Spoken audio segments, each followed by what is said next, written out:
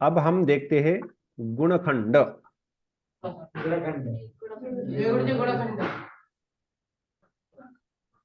अब ये जो गुणखंड है, इसमें क्या है कि गुणखंड के पहले हमें एक विषय देखना पड़ता है जो बहुत बार सताता रहेगा।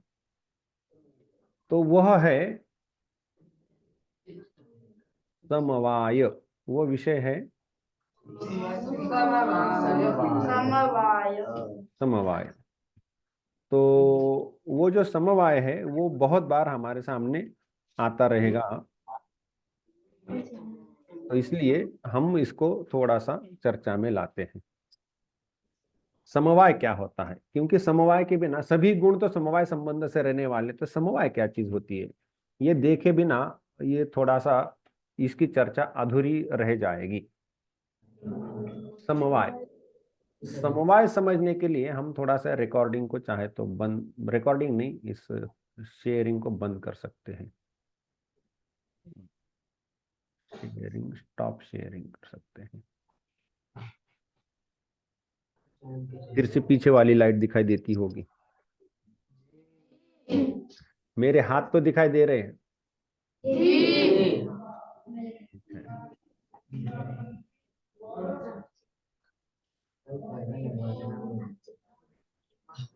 तो देखो, ये दो हाथ है, ऐसे हम पास में लाते हैं तो संयोग होता है ना, कांटेक्ट होता है ना, संयोग। तो इन दोनों हाथों में संयोग उत्पन्न होता है।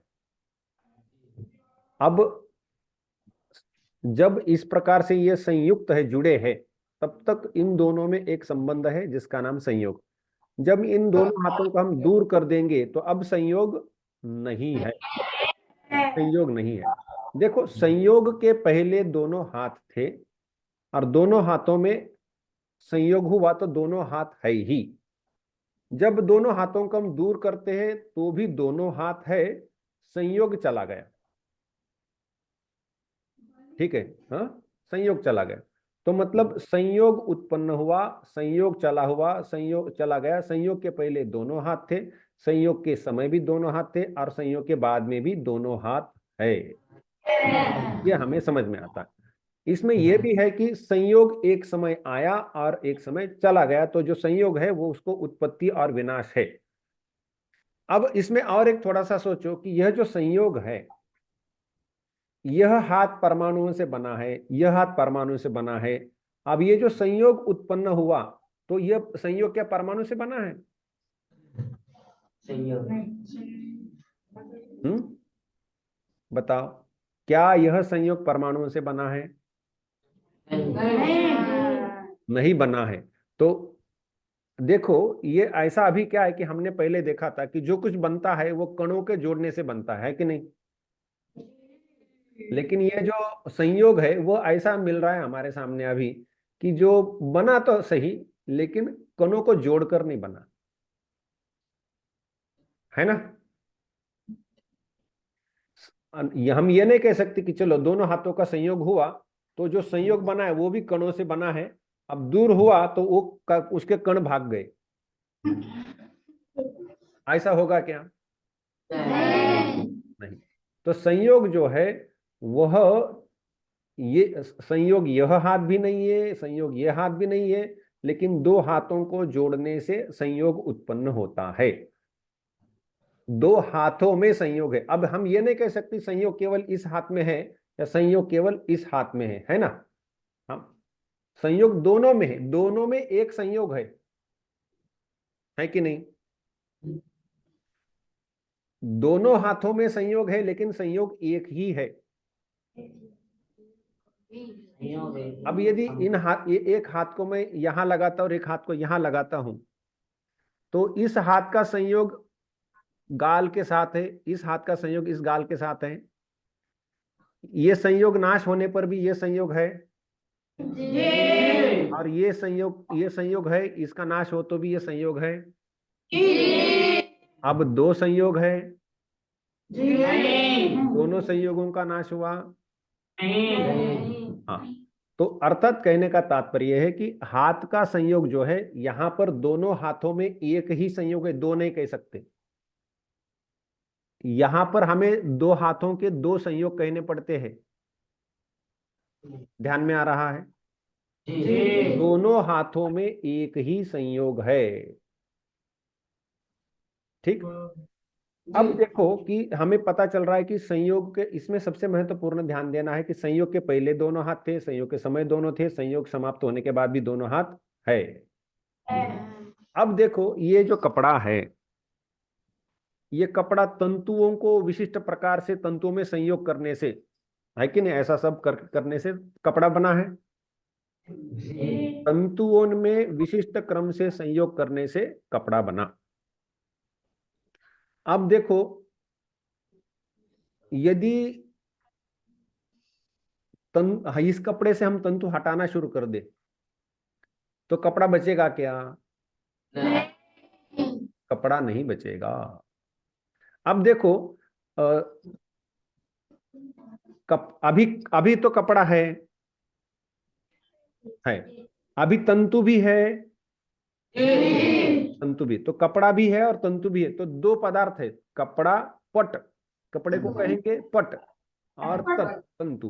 तो पट भी है और तंतु भी है कि नहीं? है। जब पट नहीं बना था उसके पहले केवल तंतु थे। अब तंतुओं का विशिष्ट संयोग होने के बाद पट भी बना और तंतु भी है। तंतुओं को एक एक करके जब हम हटाना शुरू कर देंगे तो पट बचेगा क्या? नहीं।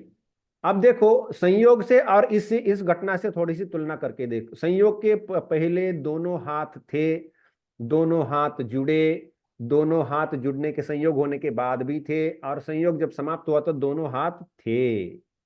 लेकिन पट बनने के पहले पट नहीं था, लेकिन तंतु थे। तंतुओं का विशिष्ट संयोग होने के बाद पट भी बना और तंतु भी रहे, दोनों हैं। अब जब तंतुओं को हटा लिया जाता है तो पट समाप्त हो जाता है, केवल तंतु बचते हैं। तो दोनों में अंतर है कि नहीं? संयोग के उदाहरण में और इसमें अंतर है। ठीक। अब देखो कि पट और तंतु में एक संबंध है, कोई ना कोई एक संबंध है, पट और तंतु में एक संबंध है, कोई ना कोई एक ऐसा संबंध है, लेकिन वो संयोग नहीं कह सकते अभी, है कि नहीं? पट संयोग में क्या होता है कि पहले दोनों होते हैं, फिर संयोग होगा, फिर अलग भी हो सकते हैं, दोनों बचे रहेंगे। लेकिन यहाँ पर पट और तंतु के संबंध में केवल दोनों जब होते तभी वो संबंध वहां पर है, ऐसा हम स्वीकार करेंगे। लेकिन जब हम तंतुओं को हटा देते हैं तो पट नहीं बचता, दोनों नहीं बचते। हाँ। और पट बनने के पहले भी दोनों नहीं थे। तो ये वाली जो स्थिति है कि अवयव हटाने से अवयवी का नाश हो जाता है कि नहीं? तंतु अवयव है और पट उसका अवयवी है। अवयव जिसके होते हैं वह अवयवी। तो अवयव हटाने से अवयवी का विनाश हो जाता है।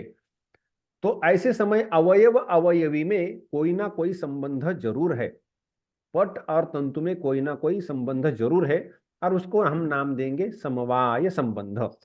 ठीक है, उसको क्या नाम देंगे? समवाय संबंध। अब पहला उदाहरण इसका क्या है कि अवयवों के जुड़ने से अवयवी बनता है, लेकिन अवयवी जब होता है तब अवयव तो होते ही है, पट भी है और तंतु भी है।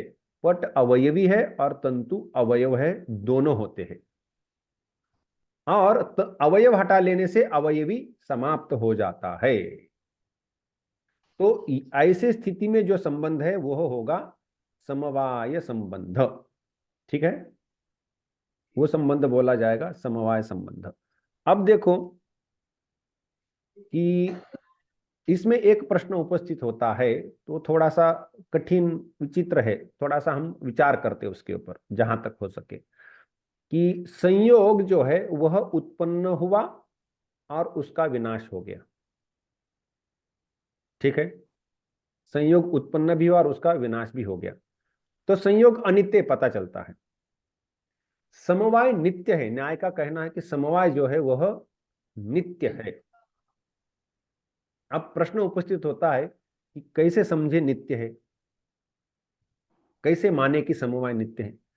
अब ऐसा है कि यहां पक्का पता चलता है कि जिनमें संयोग होना है वह पहले से है, संयोग हुआ, दोनों अलग हुए, संयोग समाप्त हो गया। इसमें संयोग की अनित्यता समझने में कोई समस्या नहीं, पक्का समझ में आ जाता है। समवाय की नित्यता समझने के लिए समय लगेगा। देखो, पहले केवल तंतु है, पहले केवल तंतु है, ठीक। अब यदि समवाय अनित्य होता, ऐसा शुरू करते हम, यदि समवाय अनित्य होता तो समवाय ने बनना पड़ेगा। जैसे दो हाथों में संयोग नहीं है, वो इस प्रकार से जुड़ गए तो संयोग उत्पन्न हुआ, तो हमें पता चलता है संयोग उत्पन्न हुआ। वैसे हमारे पास तंतु है, तो यदि समवाय ने उत्पन्न होना है ऐसा यदि मानते हैं, तो समवाय कब उत्पन्न होगा? है कि नहीं? संयोग कब उत्पन्न हुआ? दोनों हाथ जुड़े, संयोग उत्पन्न हुआ। समवाय यदि अनित्य है तो समवाय ने बनना पड़ेगा। समवाय ने यदि बनना है तो कब बनेगा? यदि कहो कि पट पट तैयार हो जाएगा, तंतु तो है ही, उसके बाद हम समवाय कहना शुरू कर देंगे।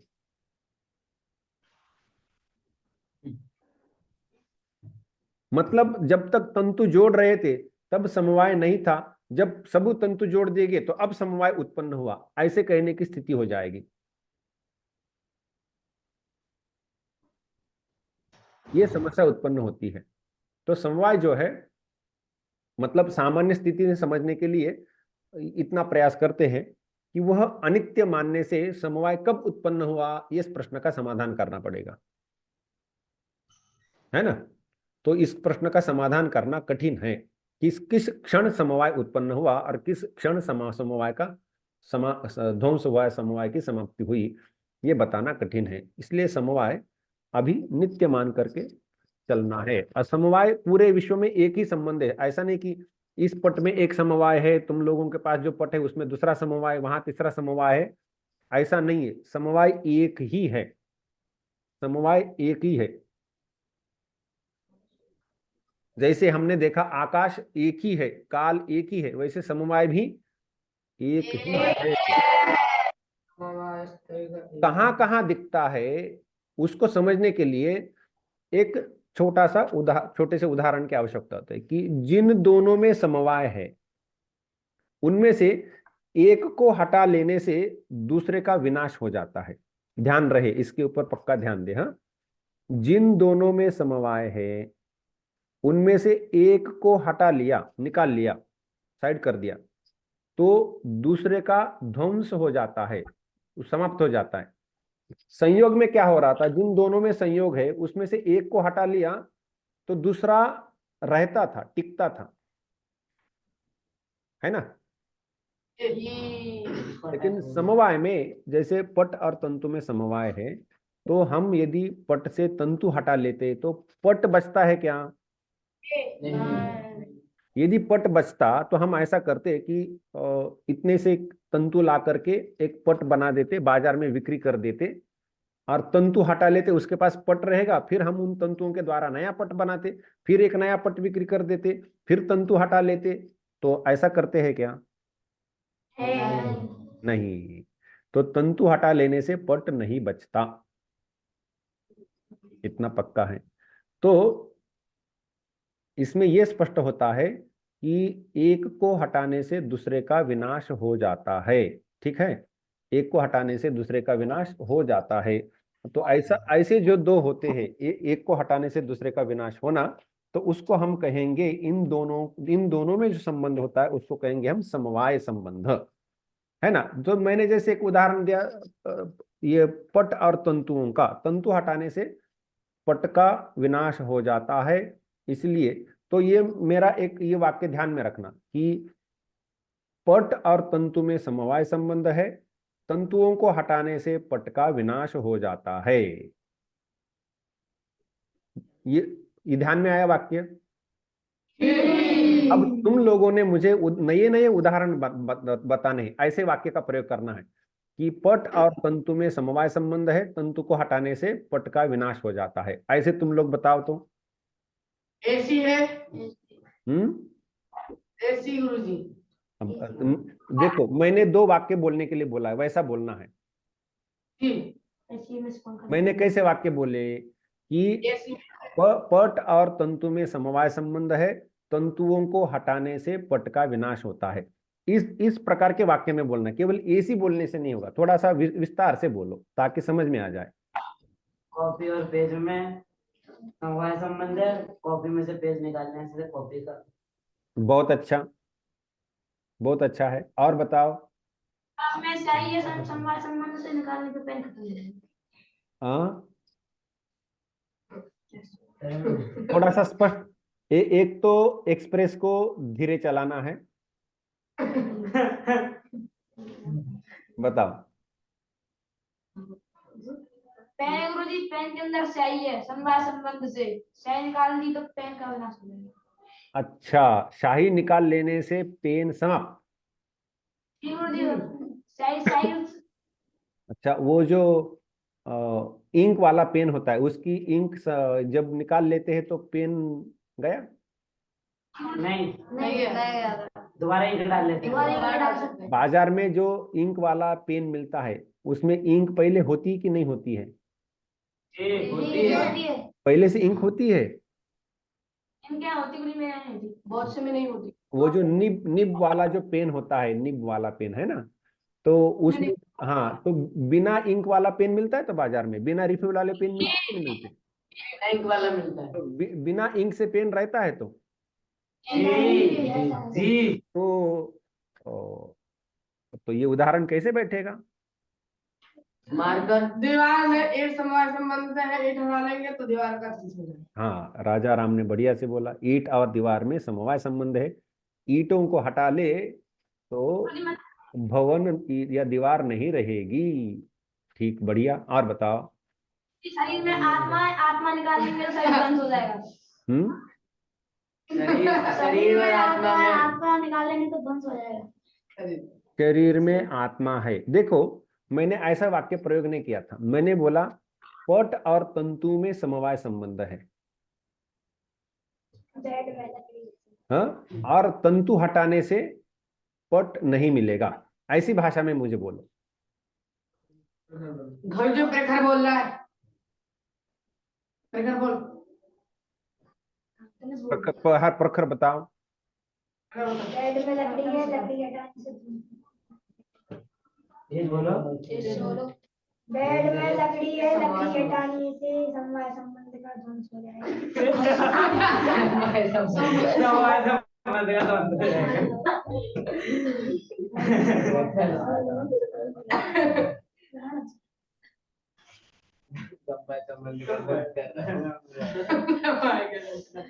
इस वाक्य को इस वाक्य को ध्यान में रखना है।